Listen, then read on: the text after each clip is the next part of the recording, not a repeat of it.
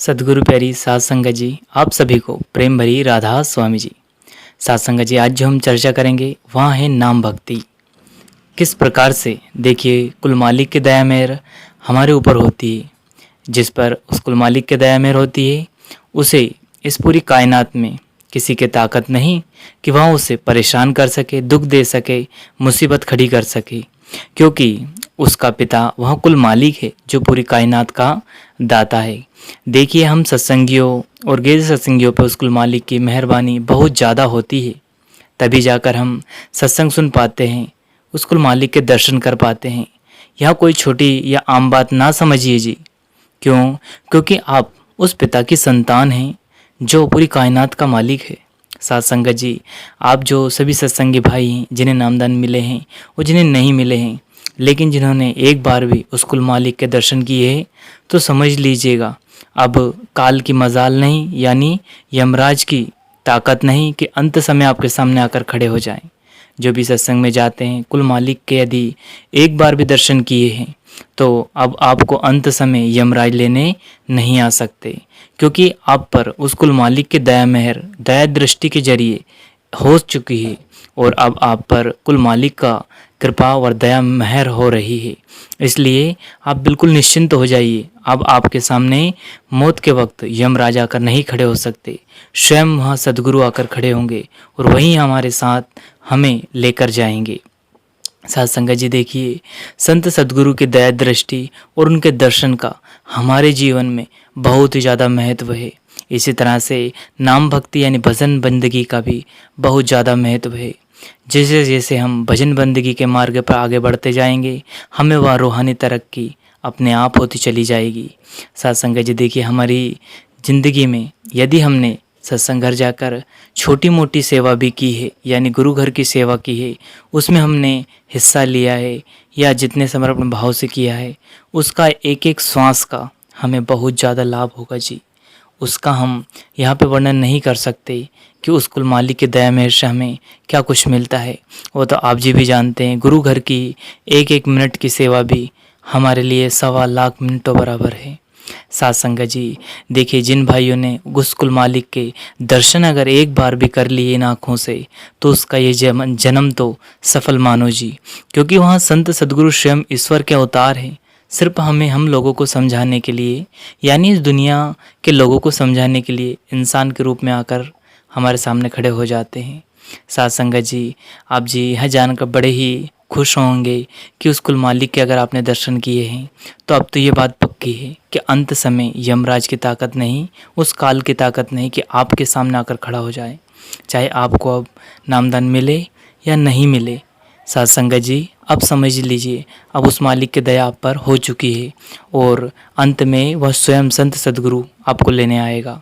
तो देखिए हम इसी पर रुकने वाले नहीं हैं जी कि सिर्फ दर्शन कर लिए तो हमें यमराज लेने नहीं आएगा। हमें उस कुल मालिक की मदद से, यानी कि उनके नाम भक्ति यानी कि भजन सुमरन लेकर हमें इतनी कमाई करना है कि हमें सीधे सचखंड जाना है, कुल मालिक के साथ रहना है, उस परमात्मा के घर जाना है जहाँ से कभी लौट कर ना आए जी। क्योंकि हम ना जाने कितने जन्मों के बिछड़े हैं। इस मानुषता जो मिला है, हो सकता है आगे मिले मिले ना मिले जी, किसका किसी को भरोसा नहीं, कौन सी सांस हमारी आखिरी होगी। तो हमें चाहिए कि हर एक श्वास में हम सिमरन को बसा ले, हर एक घड़ी, हर एक वक्त, हर एक विचार में हम कुल मालिक के विचार को अपना ले। जैसे जैसे हम इस बात को हमारे सिमरन को करने में लाएंगे, धीरे धीरे हम रूहानी तरक्की के मार्ग पर आगे बढ़ते चले जाएंगे और फिर आप देखेंगे कि वहाँ कुल मालिक हमारे अंतर्मन में आकर दर्शन देना प्रारंभ कर देगा जी। देखिए दर्शन करने के लिए हमें कोई बुद्धि या ज्ञान या ताकत की ज़रूरत नहीं है जी। जितना हम अंदर से निर्मल होते जाएंगे, जितना हमारा स्वभाव कोमल होता जाएगा, जितना हमारे हृदय में प्रेम बढ़ता जाएगा, ध्यान रखिएगा वहाँ कुल मालिक उतना ही ज़्यादा हमारे करीब आता जाएगा।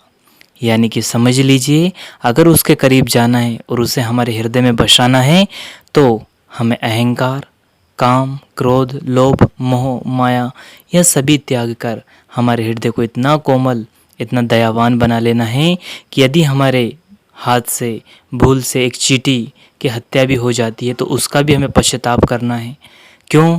क्योंकि यह सृष्टि में जो भी जीव जंतु है उस मालिक की रचना है, उसके किरदार निभा रहे हैं। ध्यान रखिएगा, उसके किरदार निभाने वाले पर अगर हमने जुल्म किया, दुख दिया, तो यानी कि हमने सीधा सीधा उस मालिक से टक्कर ली है। अब ध्यान रखिएगा, अगर हमने उससे टक्कर ली है तो उसका नतीजा, उसका परिणाम हम सबको पता है।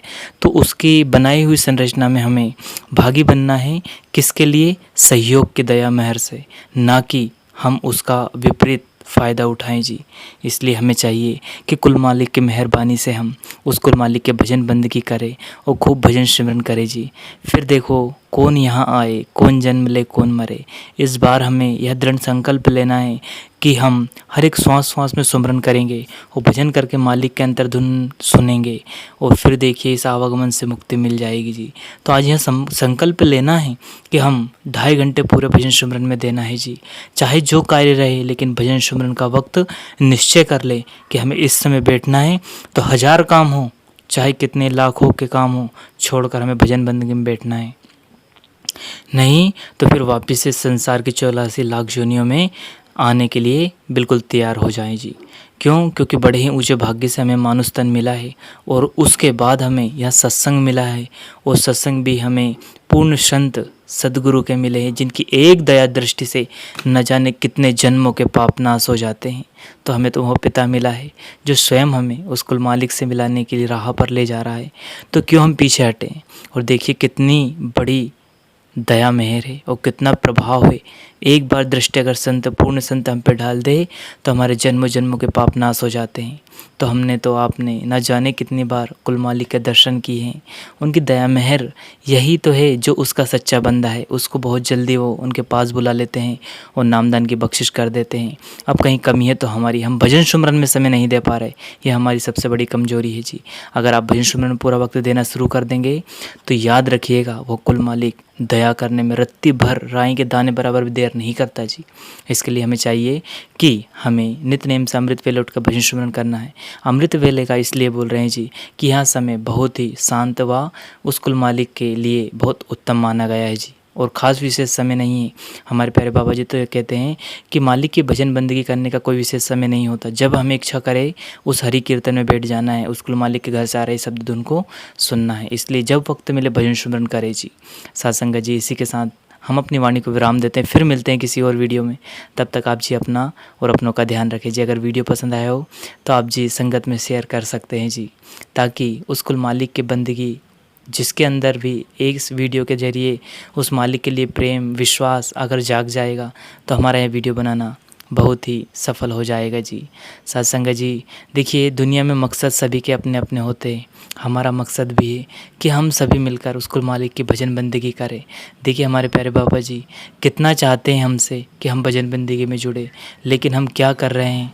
सत्संग जी, आज हम सत्संगों में जाते हैं, सुनते हैं और देखते हैं संगत कितनी कम आती है। ना जाने क्यों उस कुल मालिक से दूर हुई बैठी है। उस मालिक ने कितना बड़ा खजाना हमारे अंदर रख दिया है, लेकिन हमें कि एक दिन रविवार के दिन भी भजन सुमरन में समय नहीं दे पाते। दूसरा, हम सत्संग सेवा घर जा नहीं पाते। हम कर क्या रहे हैं? एक दिन नहीं निकाल पा रहे हैं हम 8 दिन में, फिर क्या है? तो हम चाहते हैं कि हम सभी चाहें कि हम सत्संग में जाएं, कुल मालिक का सत्संग सुने, दर्शन करें और उनके दया मेहर हम पर हो। तभी जाकर हम इस भवजल से पार हो जाएंगे जी, नहीं तो इस 84 के जेल खाने में हमेशा के लिए फंसे रहेंगे। और अंत में हम कहना चाहते हैं, जिसने भी एक बार भी हमारे प्यारे बाबा जी के दर्शन किए हैं और उनकी दया दृष्टि जिन पर डली है, अंत समय यमराज नहीं आएगा सामने, स्वयं गुरु आएंगे। क्यों? क्योंकि उस मालिक के दर्शन करना यानी कि उसने स्वयं हमें चुना है। हम उसके कोई बिछड़ी हुई जीव व रूह है, इसलिए उसने हमें वहाँ बुलाया है। तो सत्संग जी, अब इसको हमें यहाँ नहीं रखना है, आगे बढ़ाना। आगे बढ़ाने का मतलब है कि हमें नित्य नेम से सत्संग सुनना है, भजन करना है, सिमरन करना है, सेवा करना है और सत्संग में जरूर जाना है जी। इसी के साथ अपनी वाणी को विराम देते हैं। धन्यवाद। संत सद्गुरु प्यारे बाबा जी आप सभी पर मेहर बनाए रखे जी। शुक्रिया। अंत में आप सभी को प्रेम भरी राधा स्वामी जी। धन्यवाद।